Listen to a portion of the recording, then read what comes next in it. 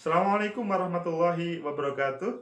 Salam sejahtera untuk kita semua, saudara pecinta masa depan negeri. Media sosial menjadi alat bantu bagi manusia bagaimana satu dengan orang lainnya itu bisa berkomunikasi dan mempermudah untuk membangun negeri ini atau mengklarifikasi banyak hal. Tetapi kalau media sosial sudah mulai disalahgunakan, maka yang terjadi adalah laporan kepada aparat penegak hukum. Permati Arya alias Abu Janda salah satunya yang dilaporkan kepada kepolisian.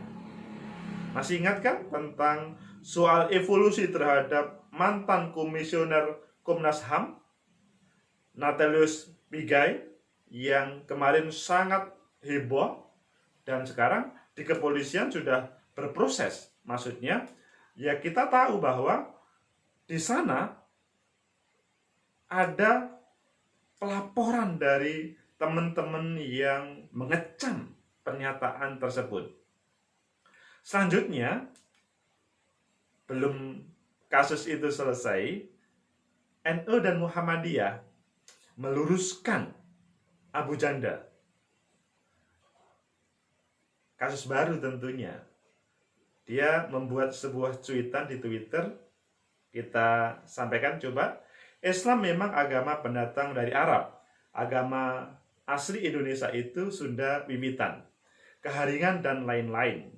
Dan memang arogan, mengharamkan tradisi asli. Ritual orang dibubarkan pakai kebaya murtad. Wayang kulit diharamkan. Kalau tidak mau disebut arogan, jangan injak-injak kearifan lokal. @awmani.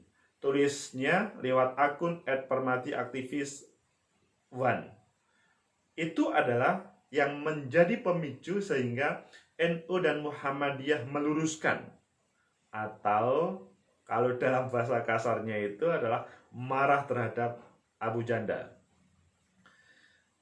Itulah yang pada hari-hari ini menghebohkan jagat media sosial dengan dunia real, karena katanya ada perbedaan paham. Tapi apakah memang terjadi perbedaan pemahaman atau memang berniat untuk menghadirkan kasus SARA yang digunakan atau diselimuti dengan media sosial. Ayo kita lihat bagaimana di detik.com PBNU meluruskan terhadap kicauan Abu Janda. Terkait kicauan Abu Janda, PBNU menilai pria bernama Permati Arya ini tidak paham Islam. PBNU mempertanyakan maksud Abu Janda berkata demikian. Apa sih maksudnya? Kok sampai menampilkan Islam yang sangat arogan? Kata Sekjen PBNU, wah itu nggak ngerti Islam itu. Masa ngomong begitu harus dibedakan antara agama dan orang ya, agama dan orang. Kalau oknum dalam agama, itu semua agama ada, sehingga mencerminkan agama itu kejam. Itu kalau oknum. Agama itu radikal dan seterusnya, ujar Sekjen PBNU Helmi Faisal di gedung PBNU di Jakarta. PBNU menegaskan bahwa semua agama mengajarkan kedamaian. Jikapun ada yang mengajarkan kekerasan, kata Helmi, itu adalah ulah oknum. Ini adalah klarifikasi dari PBNU, dari Sekjen PBNU terkait kicauan Abu Janda. Bagaimana Muhammadiyah? Pemuda Muhammadiyah sentil Abu Janda soal Islam agama arogan. Ini ditampilkan di CNN Indonesia pada Jumat 29 Januari. Ketua Umum Pimpinan Pusat Pemuda Muhammadiyah, Sunanto, menganggap perspektif Permati alias Abu Janda terkait Islam yang arogan mengacaukan kesadaran budaya dalam berislam. Katanya, Hal-hal yang begitu saya kira sangat mengacaukan di tengah Islam itu sendiri dan kesadaran budaya berislam itu sendiri. Jadi kata Sunanto, Cak Nanto, Ketua PP Pemuda Muhammadiyah. Menurutnya Abu Janda keliru menafsirkan Islam. Lebih lanjut, Cak Nanto merangkan tradisi yang didobrak Islam berkemajuan peradaban. Cara yang dilakukan pun dengan kesadaran, bukan dengan paksaan. Itu klarifikasi dari Cak Nanto, sentilan Cak Nanto kepada Abu Janda. Dan begitu juga teman-teman MUI terlanjur menjadi polemik. Mantan Wakil Sekretaris Jenderal MUI Tengku Zulkarnain berpendapat pernyataan Permati yang diposting pada akun media sosial Twitternya merupakan delik biasa, bukan delik aduan. Oleh karena itu, ia menantang polisi untuk memproses kicauan Permati tersebut. Sebenarnya itu menghina agama dan buat geger banyak orang. Itu bukan delik aduan.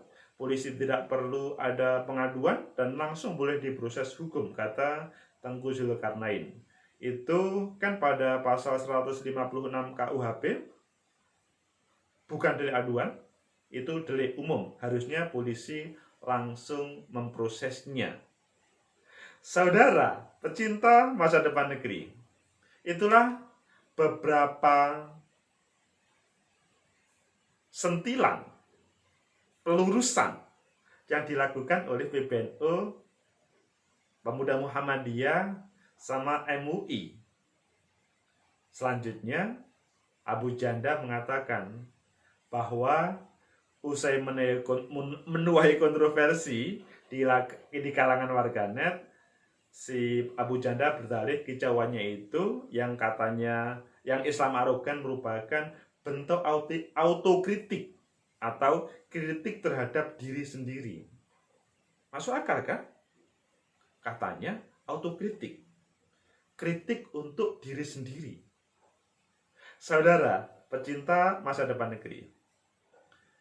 Itulah media sosial yang digunakan untuk tidak benar. Karena seharusnya media sosial digunakan untuk bagaimana membangun negeri, membangun agama, berkomunikasi satu dengan lain sehingga bisa terjalin komunikasi yang baik, tetapi ini menghadirkan singgungan. Ya, kalau yang tersinggung itu pribadi, itu menjadi tidak ada masalah. Yang tetap masalah sih sebetulnya. Tapi ini yang tersinggung adalah aktivis agama.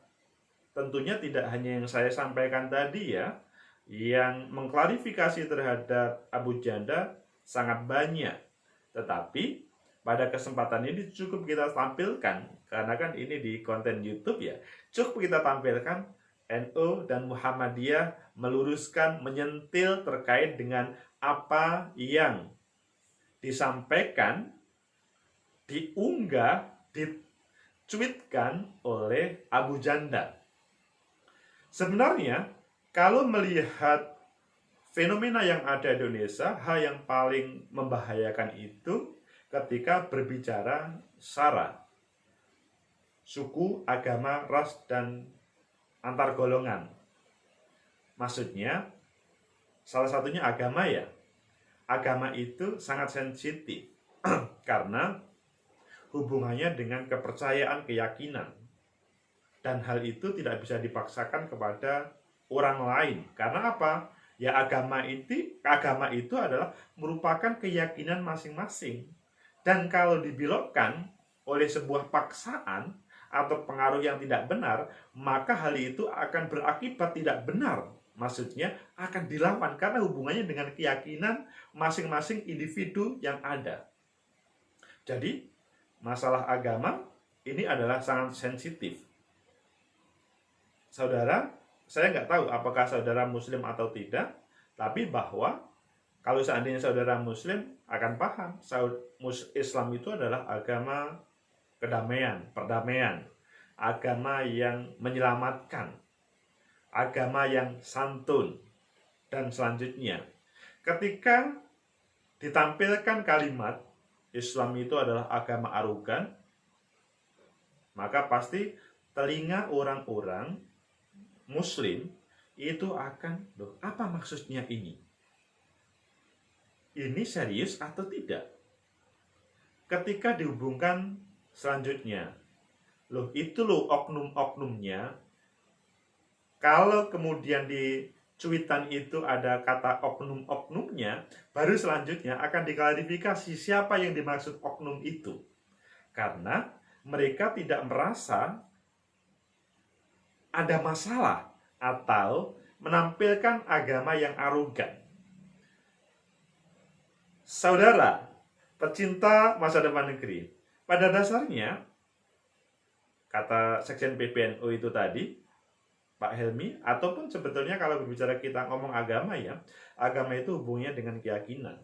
Kalau hubungan dengan keyakinan, maka ya perspektif masing-masing terhadap agama itu ada. Tetapi bahwa agama mempunyai ajaran itu iya. Dan Islam tidak mempunyai ajaran tentang arogan. Tetapi ketika dikembalikan kepada oknum, semua agama pasti ada oknum agama yang arogan.